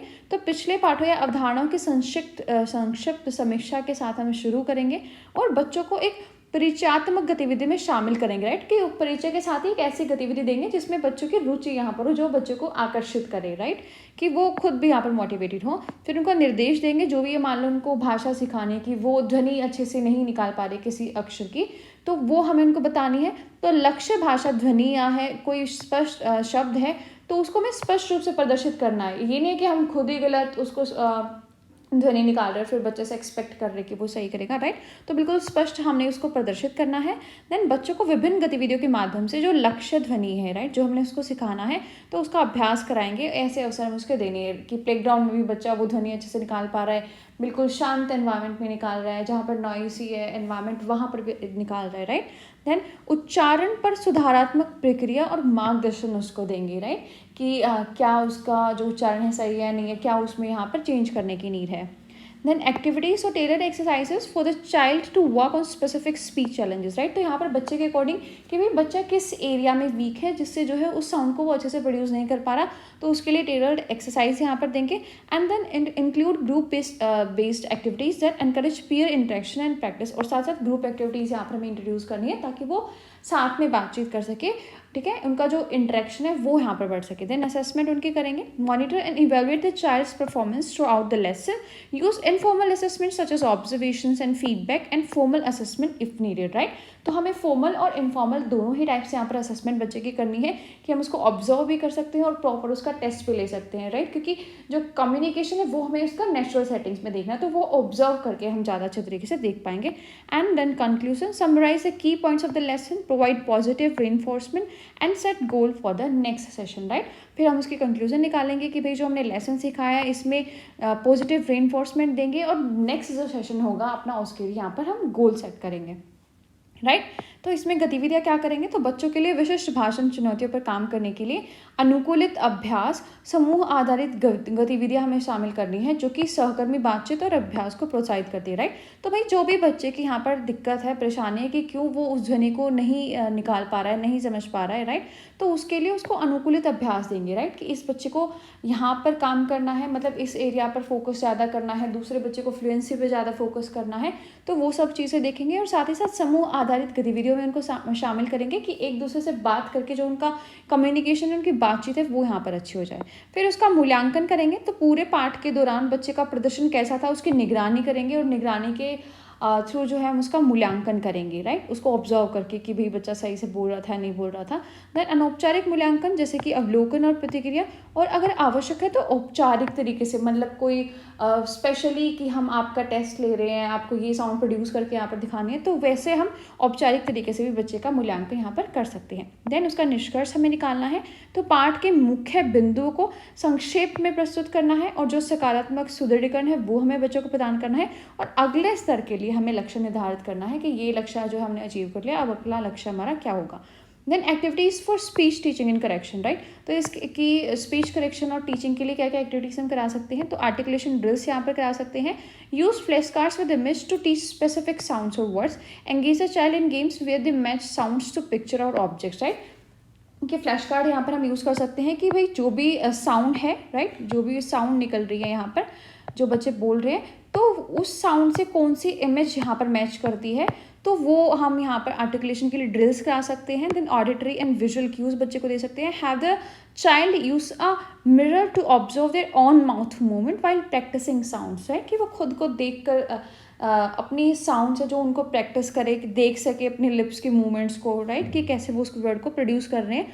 And then use auditory training devices और apps to practise sound discrimination and recognition, right. और जो हमारी टेक्नोलॉजी है, जो एप्स है जिनसे हम साउंड को यहाँ पर डिस्क्रिमिनेशन कर सकते हैं, उनको रिकॉग्नाइज कर सकते हैं, तो उनका यूज़ यहाँ पर बच्चे को सिखाना है, राइट। तो भाषण शिक्षण और सुधार के लिए क्या क्या गतिविधियां हम कर सकते हैं, तो उच्चारण का अभ्यास हम कर सकते हैं कि विशिष्ट ध्वनियों या शब्दों को सिखाने के लिए छवियों के साथ फ्लैश कार्ड का उपयोग करेंगे, राइट, कि कोई छवि है यहाँ पर फ्लैश कार्ड है, तो हम देखेंगे कि ऐसे खिलौने शामिल करेंगे जहाँ पर ध्वनियों को चित्रों या वस्तुओं से मिलाते हैं, राइट, कि मैं आपको बोल रही हूँ, मान लो डोल, तो आपको मैच करना है यहाँ पर कि इस फ्लैश कार्ड पे डोल है, तो मुझे पता चल जाएगा कि भाई आपने इस चीज़ को सही से समझा है जो मैंने ये साउंड प्रोड्यूस करी है, राइट, क्योंकि जिसको डोल सुनाई नहीं होगा तो वो वहाँ पर कैसे मैच करेगा। देन श्रवण और दृश्य संकेत हम उसको दे सकते हैं, राइट। तो हम ऐसे बच्चों को बोलेंगे कि वो मिरर के सामने प्रैक्टिस करे, कि वो खुद देख सके कि उनके लिप्स की मूवमेंट्स यहाँ पर कैसी है। और ध्वनि भेदभाव और पहचान के अभ्यास के लिए हमें उन्हें कुछ उपकरण या कोई ऐप जो है जो यहाँ पर स्पेशली होते हैं ध्वनि में भेदभाव और पहचान के लिए, तो उनका यूज़ यहाँ पर हम उनको सिखा सकते हैं। Then interactive story telling, so read stories together emphasising specific speech sounds and asking the child to repeat key phrases, right, कि एक स्टोरी टेलिंग हम बहुत इंटरेक्टिव तरीके से कर रहे हैं। हम बच्चों से भी बोल रहे हैं कि भाई आप यहाँ पे मैंने क्या बोला इसको रिपीट करके दिखाओ, इसको हमने क्या बोला था, मान लो किसी का निक नेम यहाँ पर यूज़ हुआ है, राइट, तो उसका ऑफिशियल नेम क्या था, उसका निक नेम क्या था। तो एक इंटरेक्टिव स्टोरी टेलिंग हम बच्चों के साथ कर सकते हैं। Use role playing activities to practice speech in context such as playing store और रेस्टोरेंट, राइट, और रोल प्लेइंग एक्टिविटीज़ हम करा सकते हैं कि भाई आप रेस्टोरेंट में हो, आपको फूड ऑर्डर करना है तो आप कैसे करोगे, ठीक है, किसी स्टोर पे जा रहे हो, कुछ परचेज आपको करना है, तो ये सब हम बच्चों से करा सकते हैं। Then songs and rhymes, so incorporate songs and nursery rhymes to make learning speech sounds engaging and fun, right, कि जैसे हमें सिखाए जाते हैं राइम्स नर्सरी में, तो एक फ़न क्रिएट करने के लिए वैसे हम बच्चों को सिखा सकते हैं। And then play games that focus on rhyming words and sound patterns, right, जहाँ पर राइमिंग वर्ड्स और साउंड पैटर्न्स हैं उन पर ज़्यादा फोकस हो, ऐसे गेम्स यहाँ पर हम बच्चों से करा सकते हैं। Then feedback and correction, so provide instant feedback on pronunciation errors and guide the child toward the correct articulation, right, कि जब भी उसने गलत तरीके से प्रोनाउंस किया है तो उसी टाइम हम उसको फीडबैक देंगे कि आपको यहाँ पर इम्प्रूवमेंट करनी है अपने आर्टिकुलेशन में।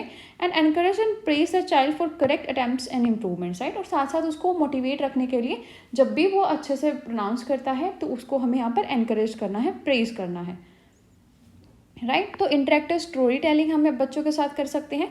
तो एक साथ कहानियाँ पढ़े, विशिष्ट भाषण ध्वनियों पर जोर दे और बच्चों से मुख्य वाक्यांशों को दोहराने के लिए कहे, राइट। जैसे मैं आपको ये पढ़ा रही हूँ तो मैं बोल सकती हूँ कि भाई हाँ बताना इसकी हेडिंग क्या है, मैं किसके बारे में आपको बता रही हूँ, right.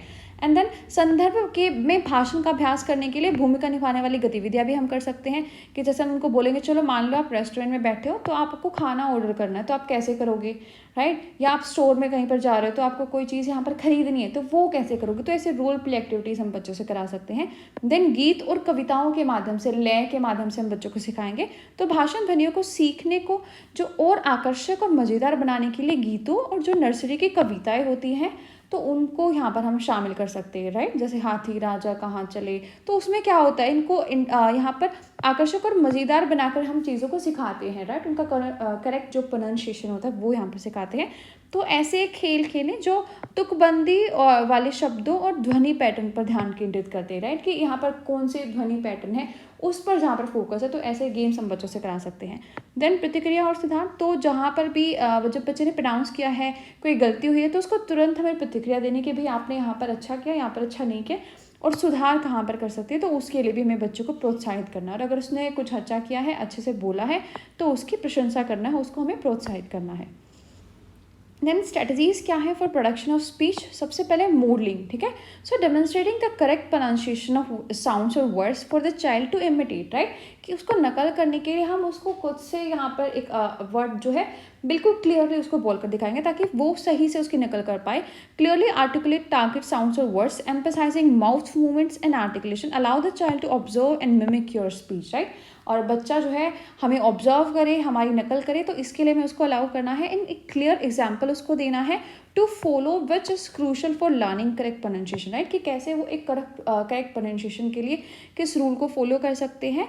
Then but it may not be effective if the child has difficulty perceiving और इमिटेटिंग स्पीच साउंड, राइट। लेकिन जब बच्चा है कि वो चीज़ों को थोड़ा जल्दी से ग्रेस्प नहीं कर पाता, मान लो मैंने बोला तो वो नकल नहीं कर पा रहा, तो उनके लिए ज़्यादा डिफिकल्ट हो जाएगा। अदरवाइज मॉडलिंग से हम सिखा सकते हैं कि चलो मैंने ऐसे बोला तो आप भी ऐसे बोल के दिखाओ। जैसे बच्चों को हम स्टार्टिंग में बोलना सिखाते हैं, राइट, जस्ट लाइक दैट हम मॉडलिंग के प्रोसेस से भी जो है प्रोडक्शन ऑफ स्पीच यहाँ पर करा सकते हैं। तो भाषण के उत्पादन के लिए क्या रणनीतियाँ करा सकते हैं, मॉडलिंग करा सकते हैं कि जैसे मैं आपको कुछ बोल के दिखा रही हूँ और मैं यहाँ पर क्लियरली आपको अच्छे से बोलूँगी ताकि आप मेरी नकल अच्छे से कर पाए, राइट। तो ऐसे हम उनको सिखा सकते हैं। लेकिन अगर बच्चा यहाँ पर ध्वनियों को अच्छे तरीके से नहीं समझ पाता तो वो नकल यहाँ पर अच्छे से नहीं कर पाएगा। ये जो है मॉडलिंग प्रोसेस का हमारे स्ट्रेटजी का ड्रॉबैक है। Then shaping, gradually guiding the student from incorrect और partial speech production toward correct speech to successive approximation, right. कि जब गलत बोल रहा है उससे थोड़ा थोड़ा उसको गाइड करना है कि वो सही यहाँ पर प्रोनाउंस करने लग जाए। स्टार्ट विद साउंड्स और words that the child can produce with same accuracy and gradually increase the complexity as a improve, right. Like H की साउंड अगर उसको नहीं बोलने आ रही है तो हम उसको पहले ही बोलना सिखाएंगे, फिर शी, फिर हैप्पी, मतलब उसको फिर कॉम्प्लेक्स यहाँ पर करते जाएंगे, right. Then help build speech skills incrementally making the learning process more manageable, right. तो उसको इंक्रीज यहाँ पर हम करते रहेंगे step by step. It requires patience in consistent practice, जो हमारी शेपिंग की स्ट्रेटजी है।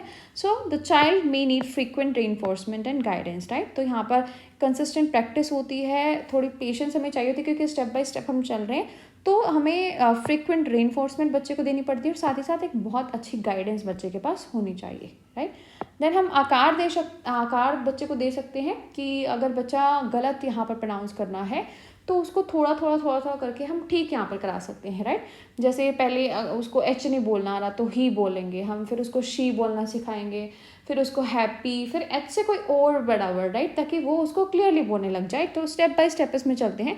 तो इस प्रोसेस में क्या है, हमें धैर्य काफ़ी रखना पड़ता है क्योंकि हम स्टेप बाय स्टेप चल रहे हैं, ऐसा नहीं है कि एक बार में ही सारा सिखा रहे हैं। और इसके लिए लगातार सुदृढ़ीकरण हमें बच्चे का करना पड़ता है और उसको मार्गदर्शन की आवश्यकता यहाँ पर होती है। Then individual versus group speech teaching, right. तो इंडिविजुअल स्पीच टीचिंग की स्ट्रेंथ क्या होती है कि भाई टेलर्ड इंस्ट्रक्शन मिलती है कि बच्चे की जो नीड है हम वही यहाँ पर प्रोवाइड कर रहे हैं। कि इसका आर्टिकुलेशन में दिक्कत है, फ्लुएंसी में दिक्कत है, तो वही यहाँ पर जो उसका थेरेपिस्ट है वो उसको प्रोवाइड करेगा and provides an opportunity for intensive practice, right. कि अगर मेरा ध्यान एक ही बच्चे पर, तो ज़्यादा इंटेंसिव प्रैक्टिस वहाँ पर होगी, राइट। टारगेटेड स्पीच चैलेंजेस हैं उनको हम यहाँ पर कम करेंगे। Enables prompt correction and guidance from the therapist और टीचर, राइट। कि बिल्कुल जब आपने गलती करी तभी मैं आपको करेक्ट कर दूंगी वहाँ पर exactly at the same time. Then limitation इसके क्या होगी, fewer opportunities for practicing speech in social context, right.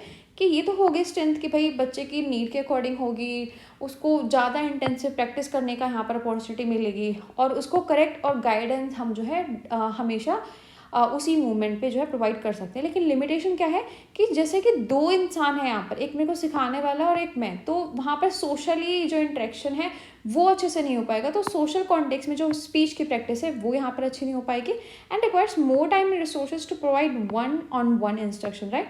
और यहाँ पर ज़्यादा रिसोर्सेज हमें देनी पड़ेंगी क्योंकि अगर एक क्लासरूम ही है तो वहाँ पर हम मल्टीपल रिसोर्सेज बच्चे को दे सकते हैं कि भाई आपको अगर ग्रुप एक्टिविटी करनी है तो इनसे बात कर सकते हो, राइट। कि रोल प्ले हम बच्चे से करा सकते हैं कि अगर आप रेस्टोरेंट पे हो मान लो तो वहाँ पर आप कैसे बातचीत करोगे। तो अगर हम दो ही इंसान हैं तो हमें वहाँ पर रिसोर्सेज ज़्यादा यहाँ पर चाहिए होंगे उसकी कम्युनिकेशन के प्रैक्टिस के लिए, राइट। तो व्यक्तिगत बनाम समूह भाषण शिक्षण हमें देखना है, राइट। कि व्यक्तिगत भाषण शिक्षण और जो समूह भाषण शिक्षण है इनमें क्या क्या डिफरेंसेस है बनाम का मतलब। देन व्यक्तिगत भाषण शिक्षण में क्या है, इसकी ताकत क्या है कि भाई बच्चे की जो विशिष्ट आवश्यकता और क्षमताएं है ना उसके अकॉर्डिंग ही हम बच्चे को सिखाएंगे, बिल्कुल। और लक्षित भाषा की जो चुनौती कि भाई यहाँ पर बच्चे को जो है चैलेंज है तो इसको हमें ठीक करना है वो हम दे पाएंगे। और शिक्षक से त्वरित बिल्कुल उसी टाइम हम उसमें सुधार कर सकते हैं, उसका मार्गदर्शन कर सकते हैं। लेकिन इसकी सीमाएं क्या है कि जो सामाजिक संदर्भ में भाषण है उसका अभ्यास हम नहीं कर पाएंगे क्योंकि हमने तो एक रूम में बैठ के बस 1-to-1 जो हमारे कम्युनिकेशन स्किल है वो हमारा इंप्रूव हुआ है, हम बाहर जाकर अच्छे से नहीं बोल पाएंगे, राइट। हमारा जो सामाजिक संदर्भ है उसमें जो हमारे भाषण है वो इंप्रूव नहीं हो पाएगा। और एक पर एक निर्देश प्रदान करने के लिए अधिक समय हमें चाहिए होगा और ज़्यादा संसाधनों की आवश्यकता होगी क्योंकि यहाँ पर दो ही इंसान, एक थेरेपिस्ट और एक बच्चा, तो उसको अगर मान लो कोई रोल प्ले अगर सिखाना है तो हमें दूसरे काफ़ी संसाधनों की आवश्यकता यहाँ पर होगी। नेक्स्ट है हमारा ग्रुप स्पीच टीचिंग। तो इसकी स्ट्रेंथ क्या होगी कि हमें यहाँ पर अपॉर्चुनिटी मिलेंगी कि सोशल लर्निंग हमारी अच्छी हो पाए, हम अपने साथियों के साथ प्रैक्टिस कर पाएंगे जिससे जो कम्युनिकेशन स्किल है वो ज़्यादा इन्हेंस हमारे होंगे। And group settings can be motivating and provide a sense of harmony among participants, right. तो ये यहाँ पर थोड़ा डिफिकल्ट वर्ड हो गया है, इसकी जगह हार्मनी लिख सकते हो, ओके। तो हार्मनी की फीलिंग यहाँ पर आएंगी among participants and stimulates real world communication scenario such age group conversation and interaction, right. कि रियल वर्ल्ड सिनेरियो हमारे पास होगा कि हमें बाहर जाकर बातचीत कैसे करनी है, कहीं रोल प्ले एक्टिविटीज़ है तो वो हमें कैसे करनी है, राइट। तो ये यहाँ पर ग्रुप स्पीच की स्ट्रेंथ है। लेकिन यहाँ पर लिमिटेशन क्या है कि जो बच्चे की स्पेसिफिक नीड है, तो हम ऐसा नहीं है कि भाई एक बच्चे पे इतना इंटेंसिव फोकस करेंगे कि जो उसकी पर्टिकुलर स्पेसिफिक नीड्स है तो वो यहाँ पर थोड़ी कम टारगेट होती हैं। And differences in skill levels among group members can impact the effectiveness of the instruction, right. कि यहाँ पर जो ग्रुप मेंबर्स है उनमें भी डिफरेंसेस है कि भाई कि हो सकता है किसी में स्किल थोड़े ज़्यादा हैं, किसी में स्किल थोड़े कम हैं, राइट। तो हम सबको एक साथ यहाँ पर ट्रीट कर रहे हैं तो वो यहाँ पर थोड़ी इसकी लिमिटेशंस हो जाती है। तो समूह भाषण शिक्षण क्या है, इसकी ताकत क्या है कि साथियों के साथ सामाजिक सीखने और अभ्यास के अवसर ये हमें प्रदान करता है जो संचार को कौशल बढ़ाता है, संचार के कौशल को।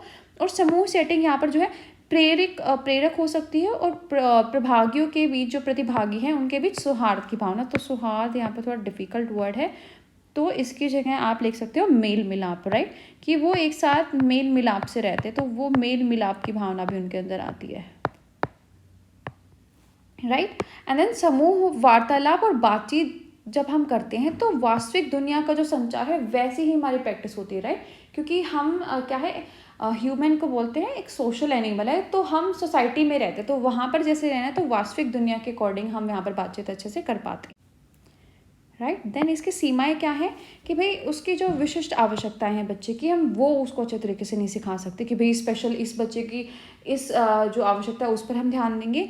या जो समूह के सदस्य हैं तो उनके बीच में कौशल जो है वो यहाँ पर जो है कम ज़्यादा रहता है कि भाई होता है किसी में स्किल्स ज़्यादा है किसी में स्किल्स कम हो, सबको हम यहाँ पर इक्वली ट्रीट कर रहे हैं, राइट। देन मेजरिंग आउटकम्स, तो आउटकम्स को मेजर करने के लिए हम कुछ बेंचमार्क्स यहाँ पर सेट करेंगे अपनी असेसमेंट के लिए। So conduct an initial assessment to establish baseline spacious and identify specific areas for improvement, right, कि भाई इतना तो आना चाहिए, एक बेसलाइन यहाँ पर हम क्रिएट करेंगे और जो भी यहाँ पर स्पेसिफिक एरियाज है इम्प्रूवमेंट के कि कहाँ पर हम करा सकते हैं उनको आइडेंटिफाई करेंगे। Regularly assess the child's progress toward the lesson objective and overall speech goals.